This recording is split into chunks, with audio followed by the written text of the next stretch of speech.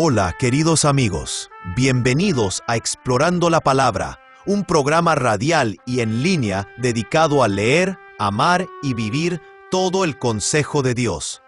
Si el Señor lo permite, nuestra intención es avanzar verso por verso, capítulo por capítulo, a través de toda la Biblia.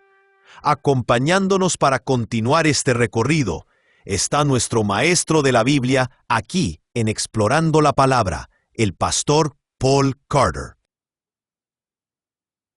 Espero que tenga su Biblia abierta delante de usted hoy, en Juan capítulo 21.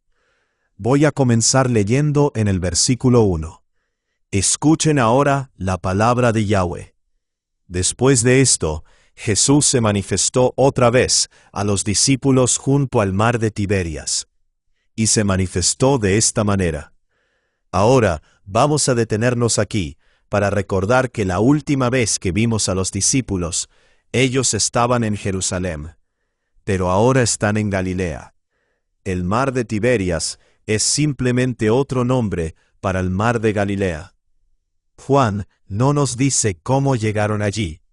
Solamente dice que estas cosas sucedieron después de esto, lo cual establece la secuencia, pero no nos proporciona ningún detalle. Marcos capítulo 14, versículo 28, llena algunos de esos vacíos. Pero después de que yo haya resucitado, iré delante de ustedes a Galilea.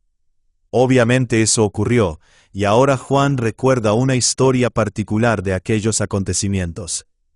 Estaban juntos Simón Pedro, Tomás llamado el Dídimo, Natanael de Caná de Galilea, los hijos de Zebedeo y otros 2 de sus discípulos. Me voy a pescar, les dijo Simón Pedro. Nosotros también vamos contigo, le dijeron ellos. Fueron y entraron en la barca, y aquella noche no pescaron nada. Cuando ya amanecía, Jesús estaba en la playa, pero los discípulos no sabían que era Jesús. Jesús les dijo, «Hijos, ¿acaso tienen algún pescado?» «No», respondieron ellos. Y él les dijo, «Echen la red al lado derecho de la barca y hallarán pesca». Entonces la echaron, y no podían sacarla por la gran cantidad de peces. Entonces aquel discípulo a quien Jesús amaba, dijo a Pedro, «Es el Señor». Oyendo Simón Pedro que era el Señor, se puso la ropa, porque se la había quitado para poder trabajar, y se echó al mar. Pero los otros discípulos vinieron en la barca, porque no estaban lejos de tierra, sino a unos 100 metros, arrastrando la red llena de peces. Cuando bajaron a tierra, vieron brasas ya puestas, y un pescado colocado sobre ellas, y pan. Jesús les dijo, «Traigan algunos de los peces que acaban de sacar». Simón Pedro subió a la barca y sacó la red a tierra, llena de peces grandes, 153 en total, y aunque había tantos, la red no se rompió. Jesús les dijo, «Vengan y desayunen». Ninguno de los discípulos se atrevió a preguntarle, «¿Quién eres tú?», sabiendo que era el Señor. Jesús vino, tomó el pan y se lo dio, y lo mismo hizo con el pescado. Esta fue la tercera vez que Jesús se manifestó a los discípulos después de haber resucitado de entre los muertos. Creo que probablemente ya he dicho antes en esta serie que leemos la Biblia para aprender acerca de Dios, para aprender acerca de nosotros, y para aprender acerca de cómo Dios nos salva por medio de la persona y la obra de Cristo. Así que cada vez que leemos cualquier texto de la Escritura, siempre estamos atentos, buscando entendimiento en una o en todas esas categorías. Y ciertamente, esta historia nos dice algunas cosas interesantes acerca de las personas. Notamos, por supuesto, que las personas son diferentes. Una vez más, vemos a Juan pensando, y vemos a Pedro actuando. Y ambos pueden ser maravillosos a su propia manera. Sin embargo, uno tiene que apreciar el celo de Pedro. Al ver al Señor, se lanzó al mar. No tenemos ninguna razón para sospechar que Pedro fuera un nadador particularmente bueno. Pero tenemos toda razón para admirar su celo y su deseo urgente de estar con el Señor. Al parecer, también era un hombre grande y fuerte, un hombre físico. El versículo 11 dice que él, por sí solo, arrastró la enorme pesca de peces fuera de la barca y la llevó hasta la orilla. Jesús era un hombre hecho y derecho, y atraía tanto a pensadores como a hombres de acción. Gracias sean dadas a Dios. Pero por supuesto, esta historia no fue incluida principalmente para enseñarnos acerca de las personas. Fue incluida como evidencia visional de que Jesús resucitó corporalmente de entre los muertos. Él no era un espíritu. Él podía pescar, preparar un fuego y servir el desayuno. Este texto no dice explícitamente que Jesús comió el pescado, aunque eso claramente queda implícito. Lucas es menos sutil. En otra aparición, después de la resurrección, él registra que Jesús comió delante de los discípulos. Ellos le presentaron parte de un pescado asado, y él lo tomó y comió delante de ellos. Jesús no resucitó de entre los muertos como un espíritu. Él resucitó como un ser humano que comía pescado, servía desayuno y preparaba fuego. Gracias sean dadas a Dios. Cuando acabaron de desayunar, Jesús dijo a Simón Pedro: «Simón, hijo de Juan, ¿me amas más que estos?» «Sí, Señor, tú sabes que te quiero», le contestó Pedro. Jesús le dijo: «Apacienta mis corderos». Volvió a decirle por segunda vez: «Simón, hijo de Juan, ¿me amas?» «Sí, Señor, tú sabes que te quiero», le contestó Pedro. Jesús le dijo: «Pastorea mis ovejas». Jesús le dijo por tercera vez: «Simón, hijo de Juan, ¿me quieres?» Pedro se entristeció, porque la tercera vez le dijo: «¿Me quieres?»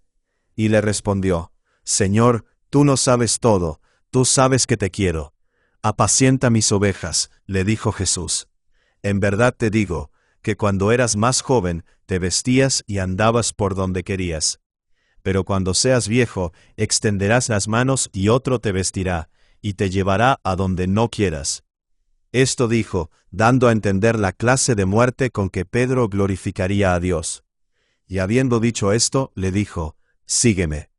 Recuerdo haber escuchado varios sermones, cuando era niño, que se extendían mucho sobre las diferentes palabras griegas que están detrás de las preguntas de Jesús a Pedro. «¿Me amas más que estos?» y «¿Me amas?» y cosas por el estilo. Los estudiosos ahora están de acuerdo en que las palabras que Jesús usó en el diálogo son esencialmente intercambiables. Así como nosotros tendemos a evitar usar la misma palabra una y otra vez en una oración o en un párrafo, así también Pedro y Jesús parecen haber empleado términos que se superponen a lo largo de su conversación. El punto de la conversación, felizmente, tiene muy poco que ver con el significado secreto de palabras griegas, y es perfectamente accesible para la persona que lo lee hoy en una traducción al inglés. Jesús está restaurando a Pedro con mucha ternura después de su fracaso público, terriblemente vergonzoso, repetido 3 veces. Antes de que Pedro fuera lleno del Espíritu, su vida estuvo marcada por la falta de entendimiento y por la debilidad personal. Pero después, al otro lado de la resurrección y de Pentecostés, lleno del Espíritu Santo, Pedro fue verdaderamente la roca que Jesús siempre supo que llegaría a ser. Y eso debe animarnos. Nosotros, estando ahora en Cristo, no somos quienes fuimos antes, y tampoco somos todavía lo que un día seremos. Pero si somos de Él, y si estamos llenos de su Espíritu, entonces llegaremos a ser aquello para lo cual Él nos hizo, nos salvó. Y nos llamó de un grado de gloria al siguiente. Gracias sean dadas a Dios. También es interesante notar cómo Jesús describe el ministerio pastoral. «Apacienta mis corderos», dice en el versículo 15. «Pastorea mis ovejas», dice en el versículo 16. «Apacienta mis ovejas», dice en el versículo 17. Estos son, obviamente, mandatos que se superponen. En resumen, parecen comunicar que el trabajo del pastor es alimentar al pueblo de Dios con la palabra, con una preocupación tanto por los nuevos creyentes, los corderos, como por los santos maduros, las ovejas. Escuchen eso. A veces los pastores actúan como si ellos pudieran escoger. Algunos pastores prefieren predicar en el nivel básico, en el nivel 101. Constantemente predican el mismo tipo de sermones de entrada, sermones de carril de incorporación, sermones de nivel introductorio, semana tras semana tras semana. Nunca profundizan por temor a dejar atrás a algunos recién llegados. Otros pastores predican como si todos en su iglesia hubieran tenido 3 años de formación en seminario y enseñanza avanzada en griego y hebreo. Lanzan palabras grandes que nunca definen y asumen una familiaridad íntima con la cultura grecorromana del primer siglo. Obviamente, Jesús nos está diciendo que prediquemos a lo largo de todo el continuo del discipulado. Nos está diciendo que recordemos a los pequeñitos, y que recordemos también a los grandes. Todos importan, y todos necesitan ser bien alimentados. Él también nos está diciendo que demos una atención apropiada a la salud general y al cuidado del rebaño. Pastorea mis ovejas, dice él. Un pastor necesita saber cuántas ovejas tiene, y necesita saber si alguna se ha perdido.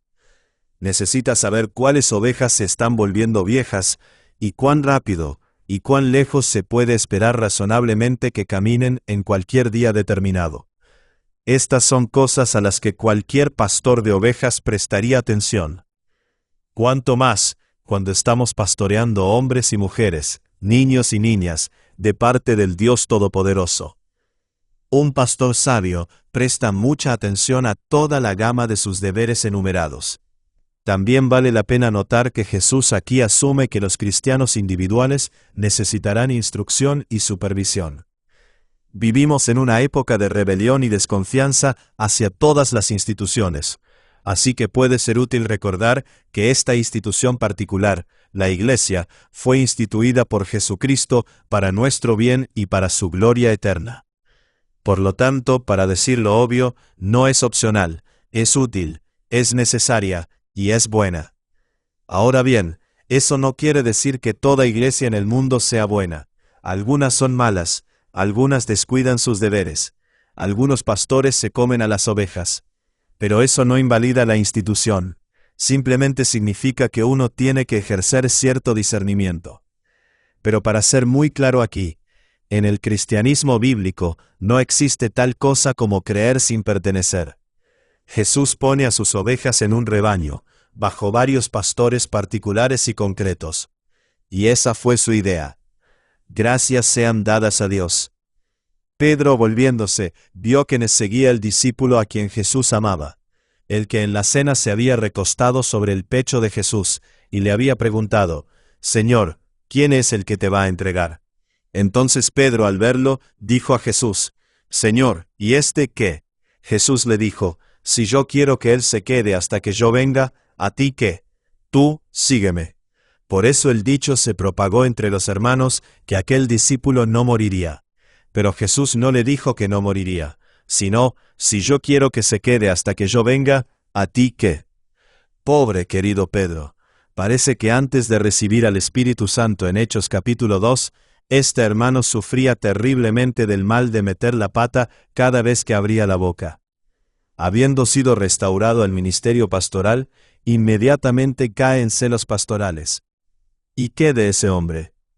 Todo pastor le hace esa pregunta a Dios en algún momento de su vida. ¿Por qué su iglesia es mucho más grande que la mía? ¿Por qué él está en la radio y yo no? ¿Por qué tantos leen su blog y tan pocos leen el mío? Todo pastor conoce esas preguntas, y todo pastor necesita escuchar la respuesta del Señor. ¿A ti qué? Tú, sígueme. Ocúpate de tus propios asuntos, hermano. Pastor, tú no tienes idea de cómo es realmente la vida de ese otro hombre. No conoces sus desafíos ni sus bendiciones. Ves como por un vidrio, oscuramente. Así que simplemente debes ocuparte de tus propios asuntos y seguir adelante con la tarea que tienes delante. Ese es un buen consejo, hermano pastor, tanto para ti como para mí. Este es el discípulo que da testimonio de estas cosas, y el que escribió esto, y sabemos que su testimonio es verdadero. Y hay también muchas otras cosas que Jesús hizo, que si se escribieran en detalle, pienso que ni aún el mundo mismo podría contener los libros que se escribirían. Estos dos últimos versículos generalmente han sido entendidos como el respaldo escrito del Evangelio de Juan, por parte de los ancianos de la iglesia de Juan. Pensamos que Juan escribió por el ánimo y la insistencia de sus ancianos, porque se estaba acercando al tiempo de su muerte. Juan probablemente había predicado cada día del Señor contando una de estas historias, y luego desarrollando sus diversas implicaciones y aplicaciones. Y su iglesia estaba preocupada de que estas historias se perdieran cuando Juan partiera de la tierra. Así que le pidieron que las escribiera. Y aquí, al final, ellos dan su respaldo. Juan fue uno de los discípulos, dicen ellos. Él vio a Cristo en la cruz. Él vio la tumba vacía. Él desayunó con el Señor resucitado. Él vio estas cosas y escribió estas cosas para que nosotros también, por medio de su testimonio, pudiéramos ver y creer que Jesús es el Cristo, el Hijo de Dios, y para que creyendo tengamos vida en su nombre. Este es el testimonio de la Iglesia. Este es el Evangelio de Juan, y esta es la palabra de Yahweh. Gracias sean dadas a Dios, y gracias por escuchar otro episodio de Explorando la Palabra. Gracias por acompañarnos en este episodio de Explorando la Palabra. Si este estudio ha sido de bendición para ti, considera compartirlo con otros para que más personas puedan profundizar en las Escrituras. Recuerda que el propósito de estudiar la Biblia no es solamente adquirir conocimiento, sino conocer más profundamente a Cristo y vivir de acuerdo con la verdad de su palabra. Nos vemos en el próximo episodio, mientras continuamos explorando la palabra de Dios juntos.